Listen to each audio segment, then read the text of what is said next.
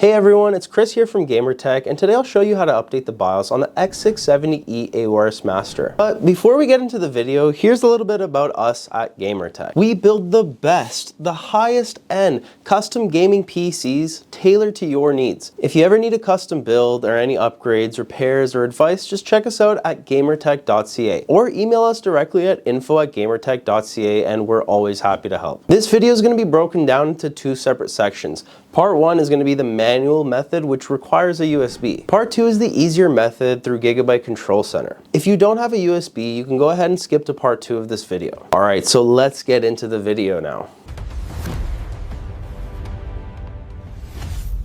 First thing we want to do is identify which motherboard we have. Press the Windows key and type in system information. On that page, look for something called baseboard product. That's going to be your exact motherboard's make and model. The next thing we're going to want to do is go on Google and search for that exact motherboard. On their website, click the support tab and then click the BIOS section. Go ahead, find the latest BIOS and download it. If you see something like a beta BIOS, try to avoid it unless you absolutely need one of the features from it. Once it's downloaded, go ahead and right click and extract the folder. Next, we're going to need to prepare our USB. Make sure it's formatted to FAT32. If you don't know how to do that, I have tons of videos showing you how to convert it to FAT32, so make sure you watch one of those videos if you need help. Once your USB is formatted and ready, go ahead and drag the extracted BIOS folder into your USB. After that's done, go ahead and restart your computer. As your computer is turning back on, go ahead and spam the delete key on your keyboard until you get into the BIOS. Once you're in BIOS, look for the Q flash button and select it. Then you're going to want to locate the BIOS file you just downloaded and moved into your USB. Go ahead, find the file and select it. Click start to begin the update. A little important note is that it's very crucial that you don't turn off your PC during this process. Try avoid doing this during a thunderstorm or anything that can cause a power outage. So go grab a coffee, leave your PC alone. It'll take about 10 minutes or until the BIOS update is finished. It could take some time, so just be patient with it.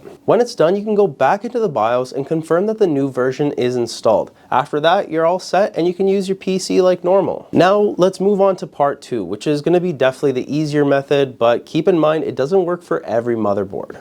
Go on Google and search for Gigabyte Control Center. If you already have it installed, you can skip this part, just download and install the program and open it up. Once installed and open, you can now go to the update section. If there's any drivers that are out of date, I would highly recommend updating them before doing your BIOS. This just helps with PC stability and overall performance, so make sure you do your drivers. But also there's a lot of bloatware on this, like Norton and all that junk, so try to avoid any third-party softwares, just do your drivers. After updating drivers, go to the BIOS section. If your motherboard's supported, you will see the latest BIOS version available right there. If nothing appears, then maybe it's possible that your motherboard is just too old or it's just not supported by the app. Select the latest BIOS version and click install. It'll prompt you to restart your PC, so just click yes. This process will take about 5 to 10 minutes, so just leave your PC alone and do not shut it off. Your PC will restart automatically and go into BIOS to complete the update. Once everything's finished, you can go back into the BIOS and verify that the update was made successfully.